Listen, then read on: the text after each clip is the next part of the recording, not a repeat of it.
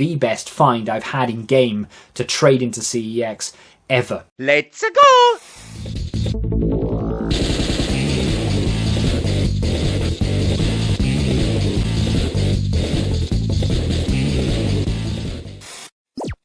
What is going on, guys? Welcome back to the Free Trading Game Collection, the series where I look to build a video game collection without spending any money on it. If you want to know how we've managed to do that, you can check out the playlist that is linked down below. It has every single video that I've made so far in it, so you won't miss a single game. So coming up in today's video, I have a charity shop find to end all charity shop finds. I very rarely find anything good in a charity shop. We don't, do we? We don't. But today, I do.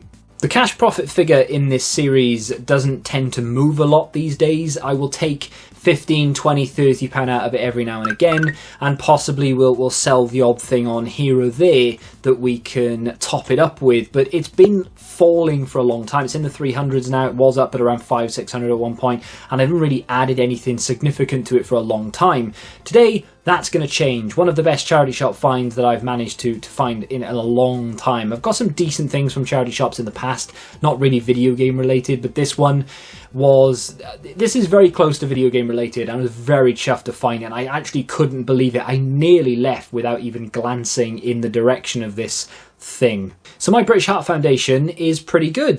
They tend to sell a lot of furniture, which does put a lot of people off going in there, but on the left hand side of this one they do have a media section. So they've got like the little trinkets and ornaments and things, then they go into books and some music, and then they have DVD, Blu-ray, and maybe some games. Remember, I found quite a few things in here actually. There were a couple of GameCube games that were a little bit too on the nose for me, so I left them. Picked up Dastardly and Muttley on the PlayStation 2 in here, amongst a few other games here or there, and they have been known to have the odd Mega Drive game, which is pretty cool. A little bit further along, they've got their electrical section. Now, there aren't really many charity shops that I know of that carry electricals as much as British Heart Foundation do. But I went and had a little look at the shelves, and they were bare. There was nothing there worth picking up. Sometimes you'll find, I don't know, VHS players or combo players between like DVD and VHS, and I've found some consoles in here at one point as well. Just after lockdown, they were selling a PlayStation 4, not the Pro, I think it was the Slim, but they had it up way too much. I left it and I went back in like the next day or something. It had gone, so someone had bought it. Crazy. However, they do have some good stuff in here. On this occasion, nothing. So I go to turn around and leave, and then my wife says, I'm just going to buy this a minute. She'd found something in like that little trinket section. So I thought, fine, I'll just wait for her to pay. So I just have a little wander up the store. And what they tend to do with things like TVs is they just dot them around. So they'll put them next to sofas and next to chairs and things, just randomly. So I'm having a little look around, and I glance over at something that looks like a monitor.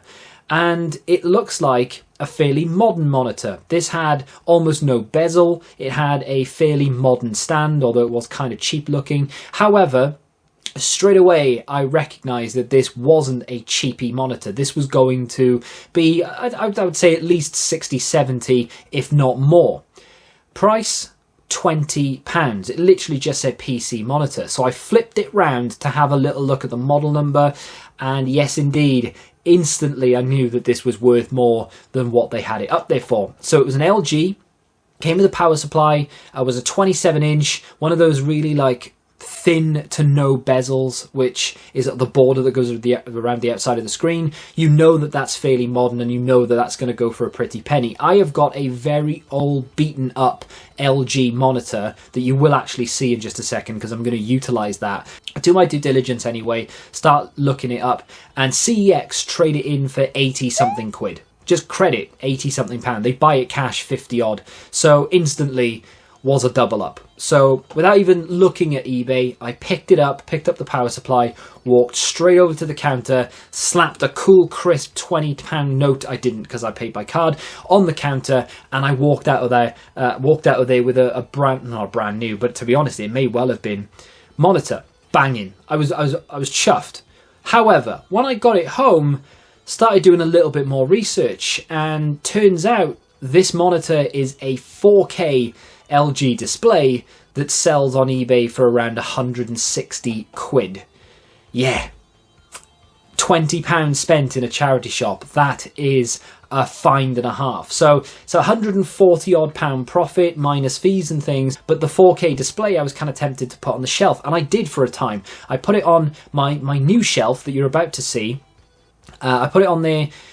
Gonna turn that into like a Nintendo thing. I've got the Wii U set up. Above it, I'm gonna have the Wii U games, the Wii games, the Switch games. Gonna put some GameCube games up there, some Nintendo branded like boxes and things. And I'm going to get more games, obviously. And I want to try and make at least a half Nintendo shelf. And I don't think it's gonna be too difficult to do that with the amount of Nintendo stuff that there is out there to buy. So I had it hooked up to the Wii U, and it was there for maybe a week. And I played on it a few times, but I thought, what is the point in having this £160 monitor to play the Wii U, which can't output more than 1080p anyway? It literally doesn't make any sense. Because, yes, okay, it looks great, but I would imagine an older 1080p monitor would look just as good, because you can't get a better display than the 10. You can't get a better picture out of the Wii U, whatever monitor you use. It doesn't make a blind bit of difference, right? So I tried it. I swapped it out for my very old LG monitor that, like I said, sells for about 40 quid on eBay. And yeah, it didn't look as bright, but it looked just, it looked good enough to be able to play on. So what I've decided to do, that LG monitor that we picked up in the charity shop, I sold it, £157, 70% off fees. I actually managed to get £150 after fees and everything taken out of it. £20 off that, of course, means that we've got £130 to put into the fund now. That is amazing. Thank you very much, charity shop. And of course, I've done not even better, but I've done some good things in there since. I've gone back in and I've picked some more stuff up, which you'll see in another video. But 130 quid in profit to go into the fund, and we can go and spend £130 on whatever the hell we want now, which is fantastic. However, to go back to monitors for a second, so this Nintendo display that I've got going on in this bookcase, I've now decided to use a very old monitor. That £40 monitor that I'm talking about didn't actually cost me £40. I've owned it for years, like a decade. I've had this thing since I was, maybe even longer than 10 years, I really can't, maybe I was 21 when I bought this, which is, Christ, that's a long time ago. This thing has paid for itself over and over and over again. I bought this before I think I started doing YouTube. In fact, I did. I bought this before I started doing YouTube, and I bought it using money that I got from working in GameStation. It's paid for itself time and time again through YouTube ad revenue over the years. So this thing doesn't owe me anything by any stretch of the imagination, and I don't even use it. It's been in the corner for the longest time because I just don't need it anymore. I've got better monitors. So I'm just going to repurpose it. Rather than just stick it on eBay for 40 quid, or 30 quid even at this point, I'm just going to put it on the shelf and use it as a display for the Wii U, and that's what I'm going to play Wii U games on. So it would be easy for me to take the cash profit in this series now and go and buy a Steam Deck or pick up that Series S that we've been talking about, and it would absolutely be easy for me to do that. However, I'm not going to, because the whole premise of this series is to try and get the best deal that we can. So walking into Game or CEX or whatever and buying a Series S would kind of go against the grain of what we've done so far in this series. We've managed to pick things up very cheap, and of course it's all paying for itself, it's all free. So rather than go and spend full retail price on a Series S, or to go to Steam and buy a Steam Deck, I'm going to just keep doing what I'm doing. We're going to spend chunks of the cash here or there on good deals, and today is no exception. So when I was there in the video game store trading some stuff in, of course I was looking primarily for Switch games, and I think I bought Arcade Paradise and 2 Point Campus there on the Switch at the time, which I was very, very happy to do. Arcade Paradise is such a good game. I haven't played 2 Point Campus yet, but I'm looking forward to it. I think that may very well be my next game, because I'm getting a little bit bored of a game that I've actually picked up in today's video. I'll talk about that. It's kind of a mistake in a way, but still. I looked at the PS4 section. Quite a few games there that I haven't already got. There was a steelbook actually of Dying Light 2, and I regret not picking this up. I think it was £28. I would be, I think, hard pressed to find that anymore, which is a bit of a shame. However, that's my fault, another mistake made. But looking at some sort of cheaper games, And I managed to find one that's in it's not a slip cover as such, but it is a slip-ish cover. It's actually the deluxe edition. And it's not an expensive game. It's something that I bought purely really to sort of mention in a spending the profit. It is South Park: The Fractured But Whole. Now, like I said, this comes in some sort of slip cover thing here. So there it is, there's the slippy cover. Now it doesn't contain the Stick of Truth because that is a DLC. The code may not have been used, although I highly doubt it, so it would literally just be the Fractured But Whole. And then of course you get the game itself, which is nice, but you also get this, which is unopened, and I'm not going to open it. It's postcards, I think. So there's that there. I think it says on the back, it contains 3 original postcards, which, you know, is kind of cool. You also get an exclusive costume and artifacts, but like I said, the codes may have been used. I haven't tried it yet, so I don't know, but that's pretty cool that it still included that in there. Damn it, I can't put a child in a dark room for 2 minutes without you bastards showing up. But there we are. Very, very happy to add that. That was £5 out of the cash profit in the series, if you will. So we're spending we're getting fancy. We're spending some money. Like I said, I won't go into a video game store now, or any store for that matter, and just spend money willy-nilly just because we can. It would be very easy for me to go and spend hundreds of pounds on games just because we can. But rather than just going and buying loads of games, what I want to do is still try and make them as cheap as possible. And that is going to take us to Game. So I went to Cardiff for no reason other than the fact that I couldn't be bothered to go anywhere else, and we just wanted some sort of day out. So it was Saturday, which means it was very busy, and this game is tucked away in the back of a Sports Direct. Now this Sports Direct is massive. You walk into it, it's in St David's 2 in Cardiff, and the top half is quite big, but then when you go downstairs, it's like a TARDIS. It is huge. It must cover the entire length of the city. It's so big down there. And then Game is just tucked away in the corner. They could easily have made this game bigger, and I fully believe that they should. However, they haven't. So I'm having a little look. They don't have a very good selection at all. They don't have that many 3-for-2 PS4, Xbox, or even Switch games. However, they did have some 3-for-2 Switch games. They also had, and I don't know if I've got this on camera. If I do, I'll show you right now. They also have a Mario game. That is obviously, it's like the 3-pack, like Sunshine and Galaxy, and I forget the other one. Is it the 64 or the DS version? I can't remember. That in CEX is £55, which is a very high price for a game. However, especially when it's been out that long. However, in Game, it was $37.99. Such a good price for that game. I didn't buy it because it wasn't in the 3-for-2. Had it been in the 3-for-2, I may have tried to make it work. However, there was a Switch game there that was quite cheap, and I thought, I'll have a little look, even though it looks terrible. I think it's called Fun Animal Park. I think that's what it's called.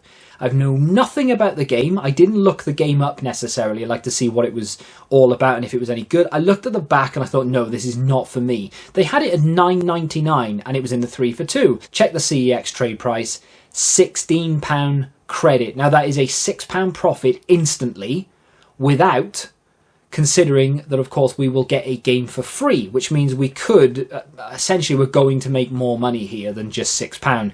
That is one of the best, if not the best, find I've had in game to trade into CEX ever. You normally get them the same price, maybe £1 or £2 more, but you never get them £6 more. That was an absolute bargain.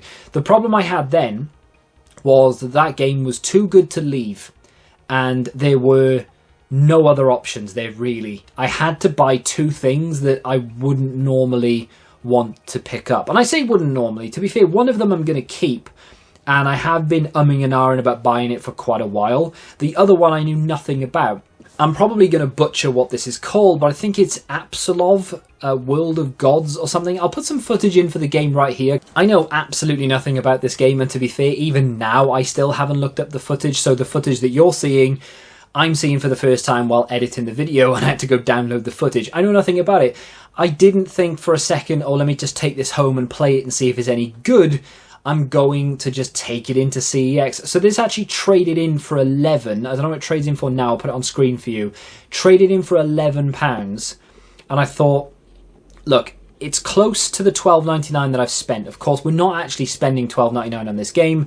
We're not spending $9.99 on the Switch game either. And in the other game that I picked up, because it is 3 for 2, which means I'll be paying for this one and Absolov, and then I will be getting the Switch game for free, it is Back 4 Blood on the PlayStation 5. Now, it's a little bit on the expensive side, shall we say. $12.99 for this game is, I wouldn't say overpriced, but you can get it cheaper. From what I've seen of it, because I've only seen very, very little amount, it's basically a Left 4 Dead kind of, I wouldn't say rip-off necessarily, but from what I saw in the trailer when it first came out, I just instantly thought, oh wow, the people behind Left 4 Dead have remade it and they've called it Back 4 Blood. But it looked so much like Left 4 Dead when I looked at the trailer when it first came out that I've wanted to play it since, because Left 4 Dead is a fantastic game. It's a lot of fun. This didn't really get received as well as Left 4 Dead by any stretch of the imagination. And you can absolutely get this cheaper than $12.99. But there was nothing else there. It was this, or I can't remember what other game I nearly bought instead of it, and it would have been a disaster. I can't remember what it was. I spent $25.98. We're going to round it up to 26. I spent £26 in game. So we are going to deduct the £5 for South Park and the £26 for the game purchases. I get to put Back 4 Blood in the collection because the other two games traded in. Now, if you remember, Fun Fun Animal Park traded in for £16. Maybe it still does, don't know, put it on screen for you. And Absolov traded in for $11. Again, don't know if it still does, we'll put it on screen for you. That gives me £27 in credit, and I've spent 26. You might be thinking, well, you've only got £1 profit out of this. What is the point? I got Back 4 Blood in the collection, remember. So this kind of owes me nothing at this point, because we've just got £27 in credit. I've only spent 26. I can then go get another game, and this is in the collection. A lot of people criticise the game 3 for 2 pickups, trading them into CEX. Oh, it doesn't make sense, you've worked it out wrong. Maybe I have now and again, but ultimately I am still making a profit. It's still a much better way to get more out of CEX than it is just to go into CEX and spend money, or to go in and get a 3 for 2 that you may not be completely happy with. So for example, I could have gone into game and bought a 3 for 2 and just kept it in the collection. They didn't really have anything I wanted, but I knew that CEX had a game that I wanted. That game was £28. So I'm walking around CEX. I've already picked up the game that I want to buy, but I'm looking for some other things, because we do have 500 odd pounds now in the fund that we can go and do whatever we want with realistically. So if I find something that I never normally see, had a little look at the Mega Drive and stuff, they didn't have anything worth picking up. Had a look at the Switch section, which again has still been decimated. It just must not be a New Year's thing with this CEX. They must just not be very tidy. I don't know why, but maybe it's just not enough staff, too busy. I suppose it is a city centre, so you'd imagine it would be very busy. However, I digress. Very messy, not a lot of things on the shelves that I actually want, outside of the obvious, Let's Go Pikachu and things. The Xbox 360 section, very disappointed actually, because on my way down there, I looked up to see what 360 games they had. I actually looked up to see what they had in general, but when I went to the 360 section, there were about 3 or 4 games that I'd marked down and written down in my notes actually that I really wanted. When I got there, however, they weren't there. Tony Hawk's Proving Ground was one of them. Never really see that in my CEX. So I thought, well, I'll buy that. Something like £5 or £6 or whatever. Didn't have it. Gone. So that is a shame. There were a couple of other games as well that I really wanted. Need for Speed Carbon, I think, is going to go up soon. I have reasons for that. But I think that's £8. They didn't have it. So yeah, plenty of things there that I wanted in the beginning of the day, but not at the end of the day. A lot of people will criticise this purchase, and criticise away, because I don't care about my very bad taste in video games. I've played the original of this on the PC, and for what it was, I enjoyed it. I thought it was a very good concept. Now that you think about it, it's a very, very simple concept, and it does make a lot of sense that a lot of people would want this game. The second game, however, it's just not good. I don't like it. People go, why have you bought that? I am talking YouTuber's Life 2. I don't like it. There, I said it. I don't like it. Oh, I could have told you that. Yeah, you probably could have. The first game, the concept is genius. It just makes so much sense. This game, however, for some reason, you have been recruited into a YouTuber's village, even though you don't have a YouTube channel. You are given everything that you could possibly want. You're then told to make content. You don't know how to edit. You're running around the village half the time trying to get pictures in random places and to go and pick up a parcel from this fashion boutique and take it over to your manager, and he'll pay you money for doing it rather than using, Royal Mail, for example. It's just really, really weird, confusing, and it just doesn't make any sense whatsoever. I've tried my best to get into this game, and I can't. I will give it another go, and I will continue to play it, but I just don't really enjoy the idea of this one. However, my point is, that was £28. I spent 27 of the credit on it, and then I added £1. So I've spent £27 in cash today. I've got myself YouTuber's Life 2, and I've got Back 4 Blood on the PlayStation 5. Those are going into the collection, and then just separately in that video game store I spent £5 on South Park Fractured But Whole on the PS4 with the slipcover or the sleeve or whatever it may be. So total spend today was £32. But yeah, mistakes were made here, to be honest, because this game for me, I don't really know what to do with it. I've always been an advocate, and something's moving around inside. It's my CEX card, actually, which I need to remember to take out of there. So I've been an advocate of, if you don't like a game and you have it in your collection, why is it in your collection, right? I stand by that. So this may not stay in the collection. Every game that I've got in my collection that I've played so far, and it's still in the collection, it's there because I enjoy it. It's there because I will go back to it at some point, or because I've loved playing it so much I just need to have a copy of it for any eventuality. Maybe I want to play it one day. Maybe I just want to look at the spine or look at the artwork or whatever it may be. This, at the moment, I look at it and I just think regret. I should have bought Metroid. I should have put a little bit more money towards it and got Let's Go Pikachu or something. I should not have bought this game. By the way, they didn't have Sifu on any platform, so I couldn't have bought that. So, I think this sells for around the same, if not more, on eBay. I'm going to play a little bit more of this. Going to give it a little bit more of a go. If I can't get on with it, I may very well just bin it off entirely. I would trade it back in, but you don't get anywhere near the 28 that I've spent on this. So I don't really want to be doing that. So I'm probably going to sell it if I don't get on with it eventually. But yeah, for the time being, this was a mistake. I know a lot of you will be like, yep, could have told you that, should have asked me. You're absolutely right. I should have asked you, should I have bought this game? Monitor being added to the display. We've made loads of money on that charity shop pickup as well, and things are only going to move forward from here because I have another charity shop pickup to show you. I have a fantastic Facebook Marketplace pickup to show you that we are now going to start going down a different direction when it comes to collecting certain things. That is going to be, I'm very excited about that. I've probably overhyped it too much and people are not going to care, but we'll get to that when we get to it. If you have enjoyed this episode, do me a favor and hit that like button, subscribe to the channel if you're new, and until the next time, goodbye.